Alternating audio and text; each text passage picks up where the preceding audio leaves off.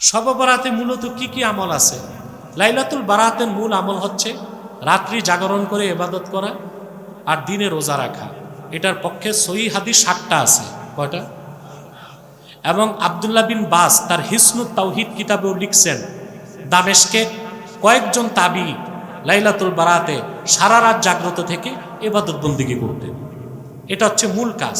এখন আপনি নির্ধারিত কি করবেন? নির্ধারিত কিছু করার দরকার নাই।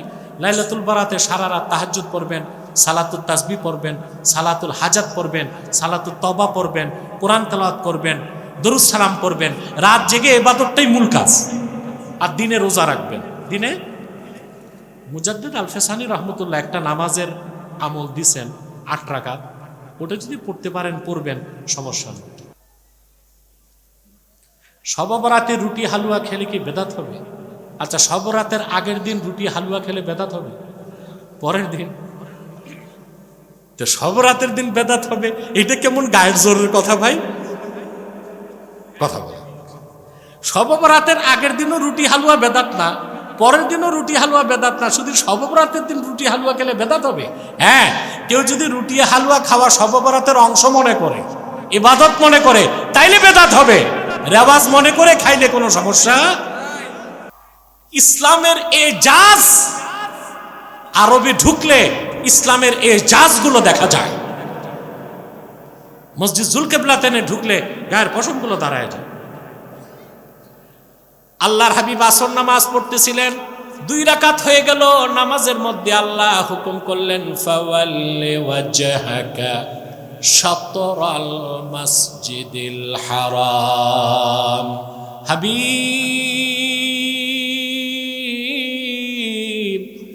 আপনার নূরের চেহারা মুবারকটা এখন থেকে কাবার দিকে ঘুরিয়ে ফেলুন। নামাজের মধ্যে আল্লাহর হাবিব সাহাবায়ে কেরামকে নিয়ে কিবলামুখী হয়ে গেলেন। রাসূলুল্লাহ যেটা মনে পছন্দ করলেন, মুখে বলেন নাই, সেটা দিন হয়ে গেছে। সুবহানাল্লাহ। কি হয়ে গেছে? তিনি যা অপছন্দ করছেন আল্লাহ দিন থেকে বের করে দিয়েছেন। তিনি বলছেন করো, ফরজ হয়ে গেছে। তিনি বলছেন করো না, হারাম হয়ে গেছে। এটাই তো রাসূলুল্লাহর ইত্তেবা। রাসূলুল্লাহর ইত্তেবার বাইরে কোনো ঈমান নাই, ইসলাম নাই, শরীয়ত নাই, তরিকত নাই, হাকিকত নাই, মারিফত নাই, কিচ্ছু নাই। আছে? ইত্তেবায়ে রাসূল বুঝতে হবে। না বুঝলে তো আপনার ঈমানই পরিপূর্ণ হবে না। কথা বুঝতেছেন? তাহলে ইত্তেবায়ে রাসূলের অর্থ হচ্ছে আল্লাহর আখিরি নবী মুহাম্মদ মুস্তাফা সাল্লাল্লাহু আলাইহি ওয়াসাল্লাম আল্লাহর পক্ষ থেকে যে দ্বীন এনেছেন 1500 বছর আগে, সেই দ্বীনকে পুরাপুরি বিশ্বাস করতে হবে। রাসূলুল্লাহ যে শরীয়ত রেখে গেছেন তার অনুসরণ করতে হবে। জীবনের সকল ক্ষেত্রে ওনার সুন্নাহের অনুসরণ করতে হবে। এটাকেই বলা হয় ইত্তেবায়ে রাসূল। কথা বলেন, এটা কি বলা হয়? রাসূলুল্লাহ যে ইসলাম এনেছেন এটার কোনো ভার্সন আছে? প্যাটার্ন আছে? এখন কিছু বুদ্ধিজীবী বের হয়েছে বাংলাদেশে, এরা মানুষকে ধোঁকা দিচ্ছে, বলে ইসলামের ভার্সন আছে, পলিটিক্যাল ইসলাম, রেডিক্যাল ইসলাম, সুফিবাদী ইসলাম। না, ইসলামের কোনো ভার্সন নাই। আবার অনেকে বলে সুন্নি ইসলাম, শিয়া ইসলাম। নাউজুবিল্লাহ।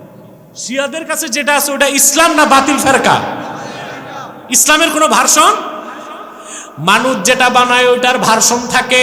ইসলাম কি মানুষ বানিয়েছে না আল্লাহ পাঠিয়েছেন? ইসলামের কোনো ভার্সন নাই। পলিটিক্যাল ইসলাম, রেডিক্যাল ইসলাম, সুফিবাদী ইসলাম বলে ইসলামকে ভাগ করা যাবে না। ইসলামী রাজনীতি ইসলামের অংশ, কিন্তু পরিপূর্ণ ইসলাম না। কথা বলে না। 4 মাযহাব একমত, আসিয়াসাতুল ইসলামিয়া জুজুল ইসলাম আল্লাযী লা ইয়াতাজাজ্জা। ইসলামী রাজনীতি ইসলামের অংশ, তাই ইসলাম থেকে আলাদা করা যাবে না। অবশ্যই তা হতে হবে খেলাফার পদ্ধতিতে। ইসলামী রাজনীতি পূর্ণাঙ্গ ইসলাম নয়, পূর্ণাঙ্গ ইসলামের অংশ। জিহাদ ফি সাবিলিল্লাহ পূর্ণাঙ্গ ইসলাম নয়, পূর্ণাঙ্গ ইসলামের অংশ। তরিকত, তাসাউফ, ইলমে মারিফত পূর্ণাঙ্গ ইসলাম নয়, পূর্ণাঙ্গ ইসলামের অংশ। ইসলামের কোনো ভাগ নাই, কোনো ডিভাইড নাই, কোনো ভার্সন নাই, কোনো প্যাটার্ন নাই। ইসলাম একটাই, যা আল্লাহ কর্তৃক প্রেরিত, নূর নবীজি কর্তৃক আনিত। আল্লাহর হাবিব আমার নূর নবীজি মুহাম্মদ সাল্লাল্লাহু আলাইহি সাল্লাম যে শরীয়ত পূর্ণাঙ্গ দিন এনেছেন, সেটাই ইসলাম, এর বাইরে কোনো ইসলাম না। তাহলে আপনাকে শিক্ষা কি নিব আমরা আজকে এই আয়াত থেকে? যে ইসলামের বাইরে কিছু বিশ্বাস করারও সুযোগ নাই, ইসলামের বাইরে অন্য কোন ধর্ম মতবাদ থেকে ভালো কিছু নেওয়ারও সুযোগ। বলতে পারেন সমস্যা কি? ইসলাম শ্রেষ্ঠ, সর্বশ্রেষ্ঠ। অন্য ধর্মে ভালো কিছু থাকলে নেওয়া যাবে না? যাবে? জোরে ভালো থাকলেও মুসা নবী যেটা আনছে, ঈসা নবী যেটা আনছে রিজেক্ট হয়ে গেছে, বাতিল হয়ে গেছে। কিন্তু কিছু ভালো জিনিস থাকলে নেওয়া যাবে? বুঝে শুনে বলেন, যাবে না যে দলিল লাগবে। আমি একটা দলিল দিব আর একটা যুক্তি দিব। আপনারা বাঙালি যুক্তি বেশি পছন্দ করেন, আমি মনে করি 1 লক্ষ যুক্তি এক পাল্লায়, কোরআন হাদিসের একটা দলিল এক পাল্লায়, কোনটার ওজন বেশি? আগে দলিল তারপর যুক্তি। কি বলেন? ইমাম আহমদ বিন হাম্বল তার মুসনাদে একটা হাদিস নকল করেছেন। হযরত ওমর রাদিয়াল্লাহু তাআলা আনহু একদিন তাওরাত কিতাবের কিছু কাগজ হাতে নিয়ে আল্লাহর হাবিবের কাছে আসছেন। আল্লাহর হাবিব বললেন, ওমর তোমার হাতে কি? তিনি বললেন, ইয়া রাসূলুল্লাহ সাল্লাল্লাহু আলাইহি ওয়াসাল্লাম, বানু কুরাইজাতে আমার এক দুঃসম্পর্কের ভাই আছে ইহুদি, সে তাওরাত কিতাবের মূল বক্তব্য আমাকে লিখে দিয়েছে, এটা আমার হাতে। তাওরাত কার উপর নাজিল হয়েছিল? জোরে, কার কাছ থেকে? আল্লাহর কাছ থেকে। পরে কি হয়েছে? নষ্ট হয়ে গেছে। তো কিছু ভালো কথা ছিল তো, কথা বলে হযরত ওমরের হাতে। কথাটি শোনার সঙ্গে সঙ্গে আল্লাহর হাবিব নারাজ হলেন, রাগের প্রকাশ ঘটল। আল্লাহর হাবিব খুশি হলো, নূর চমকাতো, রাগ করলো, নূর চমকাতো। হাদিসের রাবী বলেন, আমি হযরত ওমরকে বললাম, আলা তারাবি ওয়াজহি রাসূলিল্লাহ সাল্লাল্লাহু আলাইহি ওয়াসাল্লাম, ওরে ওমর, তোমার এই কথায় আর কাজে আল্লাহর হাবিব কতটুক নারাজ হয়েছেন তুমি কি দেখতে পাচ্ছ না? হযরত ওমর বুঝতে পেরে সঙ্গে সঙ্গে আল্লাহর হাবিবের সামনে হাঁটু গেড়ে বসে গেলেন আর পড়তে লাগলেন, রাদিতু বিল্লাহি রাব্বা ওয়া বিল ইসলামি দীনা ওয়া বি মুহাম্মাদিন সাল্লাল্লাহু আলাইহি ওয়াসাল্লাম রাসূলা। আল্লাহর হাবিবের রাগ কমে গেল। তারপর আল্লাহর হাবিব সাল্লাল্লাহু আলাইহি সাল্লাম একটা কথা বললেন, শুনতেছেন? মনে রাখবেন। আল্লাহর হাবিব বললেন, শোনো তোমরা, লাউ আসবাহা ফীকুম মূসা আলাইহিস সালাম সুম্মা ইত্তাবা'তুমুহু ওয়া তারাকতুমুনি লাদালালতুম। যদি মূসা তোমাদের মাঝে উপস্থিত থাকতো আর তোমরা যদি আমার অনুসরণ বাদ দিয়া মূসার অনুসরণ করতা, তোমরা সব পথভ্রষ্ট নাফরমান হয়ে যেত। এখন আমি আপনাদের কাছে প্রশ্ন করি, আল্লাহর হাবিব মুহাম্মদ সাল্লাল্লাহু আলাইহি সাল্লামের পূর্ণাঙ্গ দ্বীন ইসলাম থাকতে যদি মূসা নবীর আনিত শরীয়ত বা কিতাবের কিছু মানার সুযোগ না থাকে, তাহলে অন্য কোনো ধর্ম মতবাদ তন্ত্র থেকে কোনো ভালো কিছু নেওয়া যাবে কিনা? যাবে? একটা উদাহরণ দিই, যুক্তি দিব। ঘুমাচ্ছেন? কে কে ঘুমান? হাত উঠান তো একটু দেখি। একজন পাওয়া গেছে। ঘুমাইলে হাত তুলছে কি করে? এটা আসলে ওই যে হুজুগে বাঙালি না বুঝে বাঙালি। হুজুগে বাঙালি না বুঝে বাঙালি। আপনার ওষুধ খান, কথা বলেন। বাংলাদেশে শুধু চাল ডালে ভেজাল না, ওষুধও ভেজাল। চাল ডাল ভেজাল খাইলে তো রক্ষা আছে, ওষুধ ভেজাল খাইলে এই যে আমাদের দেশে মানুষের কিডনি বাতিল হচ্ছে, লিভার বাতিল হচ্ছে, সব হচ্ছে ভেজাল ওষুধের কারণে। বাংলাদেশ 2টা খাতে খুব পিছায় আছে, একটা হচ্ছে শিক্ষা খাত আর একটা হচ্ছে চিকিৎসা খাত, ঠিক না? আমাদের শিক্ষা খাতে কি আছে ভাই? এই যে যারা পড়াশোনা করতেছে স্কুল কলেজে, মাদ্রাসা বা স্কুল কলেজে যারা পড়াশোনা করতেছে, এরা ভালো বিজ্ঞানী হয়েছে দেখছেন? বলেন তো বাংলাদেশে একজন বিজ্ঞানীর নাম।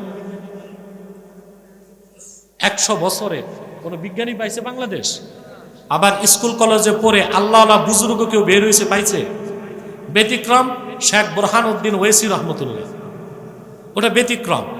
ওটা তো আরেক আল্লাহ আল্লাহ বুজুর্গের সোহবতে হয়েছে, চতুরার এম এ খালেক সাহেব রহমতুল্লাহ। আবার চতুরা এম এ খালেক রহমতুল্লাহ তিনি আরেক আল্লাহ আল্লাহর সোহবত পাইছেন, ঠিক না? ওটা হচ্ছে সোহবতের কারণে, পড়াশোনার কারণে। তো দেখেন 100 বছর ঢাকা বিশ্ববিদ্যালয় প্রতিষ্ঠিত হয়েছে, এই পর্যন্ত একজন বিজ্ঞানী পেলাম না। আর এই বিশ্ববিদ্যালয়ে পড়ছে, সোহবত ছাড়া অলি হয়েছে এমন একজন, কথা বলে না আখেরাত পাইছি না দুনিয়া পাইছি। পৃথিবীর মানুষ শুরু করছে নৌকা দিয়া, এখন বানায় সাবমেরিন। আর আমরা বাঙালি নৌকাতে শ্যালো মেশিন ফিট করে ট্রলার বানাইছি, ঠিক না? রিক্সা বাংলাদেশের জাতীয় বাহন কি না, এটা সরকার ঘোষণা করে না, আমি বলতেছি। রিক্সা 100 বছর আগে রিক্সা জাপান থেকে আসছে।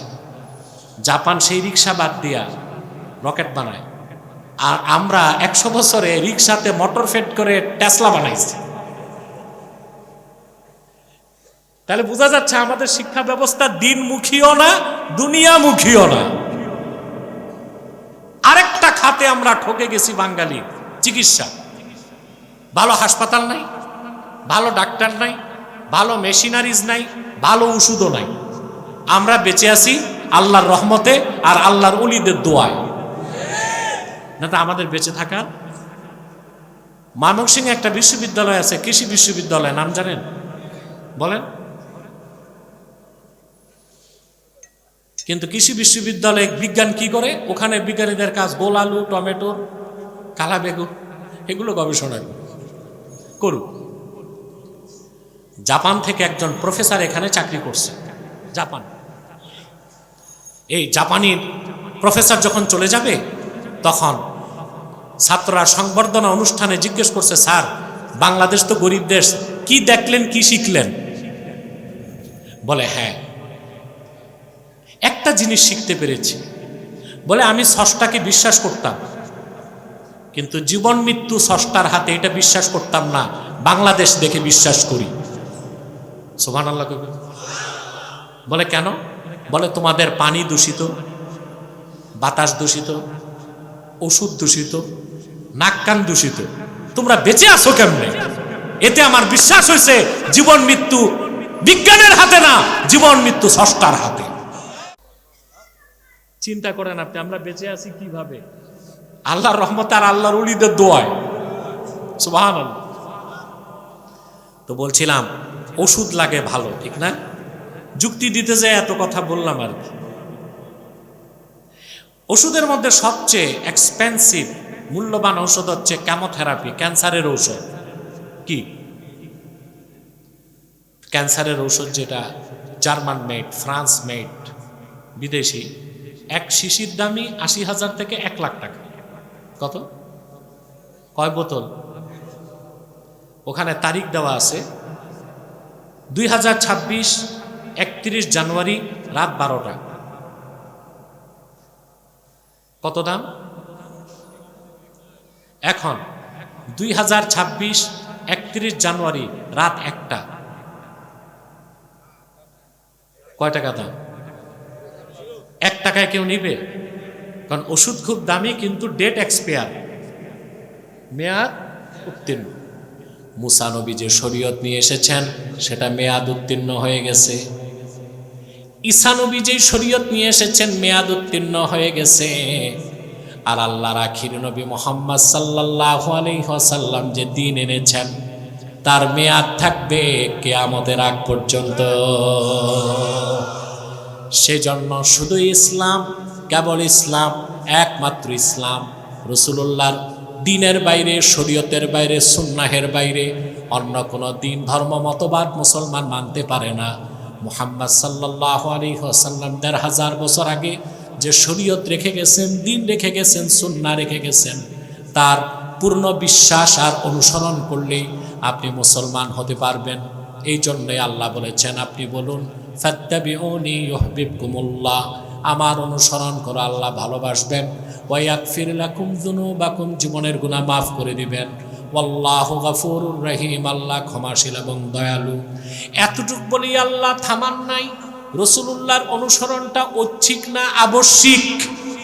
পরের আয়াতে আল্লাহ ধমক দিয়ে বলেন, কুল আতিউল্লাহা ওয়ার রাসূলা ফাইন তাওয়াল্লাউ ফাইন্নাল্লাহা লা ইউহিব্বুল কাফিরিন। মুহাম্মদ সাল্লাল্লাহু আলাইহি ওয়াসাল্লাম আপনি বলে দিন, তোমরা আল্লাহর আনুগত্য করো, তার রাসূলের আনুগত্য করো। যদি তারা এই কথা থেকে মুখ ফিরায় নেয় তারা কাফের, আর কাফেরদেরকে আল্লাহ ভালোবাসেন না। ফতোয়া কার? এই ব্যাপারে রাসূলুল্লাহ সাল্লাল্লাহু আলাইহি সাল্লামের কোনো একটা সিদ্ধান্ত পুরা সুন্নত না, রাসূলুল্লাহর দ্বীনের সুন্নাহের একটা সিদ্ধান্ত যে মানবে না সে মুসলমান থাকতে পারে না। আমি একটা দলিল দিয়ে আজকের বিষয় সমাপ্ত করব ইনশাআল্লাহ। আমি চলে যাব আপনাদের পীর সাহেব, আমাদের সবার শ্রদ্ধেয় ব্যক্তিত্ব আল্লামা মুহাদ্দিস শেখুল হাদিস রফিকুল ইসলাম সাহাব বারাকাল্লাহু ফি উমরিহি, তিনি আপনাদেরকে নিয়ে দোয়া করবেন ইনশাআল্লাহ। তাবাররুকেরও ব্যবস্থা আছে বোধহয়, আল্লাহ কবুল করুন, আল্লাহ মঞ্জুর করুন। প্রিয় ভাইরা, দলিলটা দিয়ে শেষ করছি। হাদিসটি আমি 4টি কিতাবে পেয়েছি। কয়টি?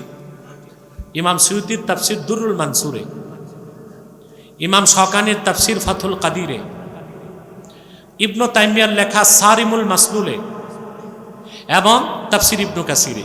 4টা কিতাবই হাদিসটি এসেছে, মানা এক, আলফাজ ভিন্ন। কথা বুঝতেছেন? 2জন ব্যক্তি ঝগড়া লাগছে মদিনা মুনাওয়ারায়, বিচারের জন্য আসছে আল্লাহর হাবিবের কাছে। আল্লাহর হাবিব সাল্লাল্লাহু আলাইহি ওয়াসাল্লাম ফয়সালা করে দিয়েছেন, একজন খুশি হয়েছে, একজন নারাজ হয়েছে। যে রায় পাইছে সে খুশি, যে নারাজ সে বেজার। তো যে রায় পায় নাই সে আল্লাহর হাবিবকে বললেন, রুদ্দানা ইলা ওমর, আয় আল্লাহ রাসূল সাল্লাল্লাহু আলাইহি সাল্লাম, বিচারটা করতে আমাদেরকে হযরত ওমরের কাছে পাঠান। কার কাছে? আমার নূর নবীজি মুহাম্মদ সাল্লাল্লাহু আলাইহি ওয়াসাল্লাম পৃথিবীর মানুষকে ইনসাফ শিক্ষা দিয়েছেন। আল্লাহর হাবিব বললেন, ইনতালিকা ইলা ওমর, যাও ওমরের কাছে যাও, ওমরের কাছে।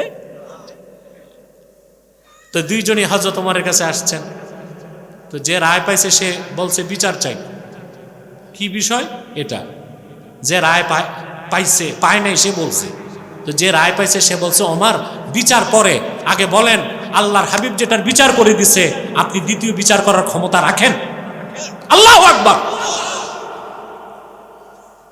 হযরত ওমর বলছেন, আল আমরু হাকাজা, বিষয়টা কি এরকমই? তো যে রায় পায়নি সে বলছে, হ্যাঁ আল্লাহর হাবিব বিচার করছেন, আমার মত হয় নাই। হযরত ওমর বললেন, আনতুমা মাকানাকুমা হাত্তা আখরুজা ইলাইকুমা, যেখানে দাঁড়ায় আছো এখানেই থাকো, আমি আসতেছি দ্বিতীয় বিচার করতে। ফাখারাজা উমর মুস্তামিলান আলা সাইফি, তরবারি বের করে এনে বলছেন, শোনো, আল্লাহর হাবিব মুহাম্মদ সাল্লাল্লাহু আলাইহি ওয়াসাল্লামের রায় বা সিদ্ধান্তে যে দ্বিমত পোষণ করে তার একটাই বিচার, আসমানের নিচে বেঁচে থাকার অধিকার তার নাই। এই কথা বললেন, তরবারির আঘাতে কল্লা উড়াই দিল। পাশের লোক দিছে এক দৌড়, পাশের লোক থরথর করে কাঁপতে কাঁপতে আল্লাহর হাবিবের কাছে এসে বললেন, ইয়া রাসূলুল্লাহ সাল্লাল্লাহু আলাইহি ওয়াসাল্লাম, আপনি, আমরা বিচারের জন্য গেছি, সাথের লোককে কতল করে দিয়েছে হযরত ওমর। পাশের লোককে, যে বিচার পায় নাই তাকে। হাদিস সাক্ষ্য দেয়, আল্লাহর হাবিব সাল্লাল্লাহু আলাইহি ওয়াসাল্লাম বললেন, আল্লাহর হাবিব সাল্লাল্লাহু আলাইহি ওয়াসাল্লাম বললেন, মা জানান্তু আন্না উমারা ইয়াজতারিউ আলা কতলে মুমিন। আল্লাহর হাবিব সাল্লাল্লাহু আলাইহি ওয়াসাল্লাম বললেন, আমি ধারণা করতে পারি নাই হযরত ওমর কোন মুমিনকে কতল করে দিবে। কথাটি শুনে হযরত ওমরের চেহারাটা কালো হয়ে গেল। তিনি ভাবলেন, আসলেই কি আমি কোনো মুমিনকে হত্যা করলাম নাকি? আল্লাহ তাআলা দেরি করলেন না, ওমরের পক্ষে কোরআনের আয়াত নাজিল হয়ে গেল। আরো জোরে, হযরত ওমরের 21টা সিদ্ধান্তের পক্ষে কোরআন এসেছে। সেই জন্য রাসূলুল্লাহ বলেছেন ওমর হচ্ছে মুহাদ্দাস। কি মুহাদ্দিস না, মুহাদ্দিস যিনি হাদিস রিওয়ায়াত করেন পড়ান, মুহাদ্দাস যার সিদ্ধান্তের পক্ষে কোরআন নাজিল হয়েছে। সুবহানাল্লাহ বলে কয়টা সিদ্ধান্ত? 21টা সিদ্ধান্তের পক্ষে হযরত ওমরের, কারো মতে 22টা সিদ্ধান্তের পক্ষে। আল্লাহ দেরি করলেন না, কোরআনের আয়াত নাজিল করে আল্লাহ বলে দিলেন ফালা ওয়া রাব্বিকা লা ইউমিনুনা হাত্তা ইউহাক্কিমুকা ফীমা শাজারা বাইনাহুম সুম্মা লা ইয়াজিদু ফি আনফুসিহিম হারাজাম মিম্মা কাদাইতা ওয়া ইউসাল্লিমু তাসলিমা। আল্লাহ ঘোষণা করলেন ফালা ওয়া রাব্বিকা লা ইউমিনুন, মুহাম্মদ সাল্লাল্লাহু আলাইহি সাল্লাম আপনার রবের কসম, আল্লাহ কসম করে বললেন লা ইউমিনুনা হাত্তা ইউহাক্কিমুকা ফীমা শাজারা বাইনাহুম আই ইখতালাতা বাইনাহুম। আপনার ঈমানদার সাহাবীগণ নিজেদের মধ্যে সৃষ্ট বিরোধের ক্ষেত্রে, আপনার উম্মতের ওরা নিজেদের মধ্যে সৃষ্ট বিরোধের ক্ষেত্রে আপনার সিদ্ধান্তকে যদি সন্তুষ্ট চিত্তে মন থেকে খুশি মনে মেনে না নেয়, আমি আল্লাহ কসম করে বলছি তারা মুমিন হতে পারবে না। আল্লাহ হযরত ওমরের পক্ষ নিয়ে ঘোষণা করে দিলেন হযরত ওমর কোন মুমিনকে হত্যা করে নাই, রাসূলুল্লাহর রায় যে মানে নাই সে তো কাফের ছাড়া কিছু হতে পারে না। এই জন্য আল্লাহ বলেছেন ফাইন তাওয়াল্লাউ ফাইন্নাল্লাহা লা ইউহিব্বুল কাফিরিন, যদি আল্লাহ তার রাসূলের আনুগত্য থেকে মুখ ফিরায় নেয় তারা কাফের ছাড়া কিছু না, আল্লাহ কাফেরদেরকে ভালোবাসেন না। এই কথাগুলো আমরা মনে রাখবো ইনশাআল্লাহ।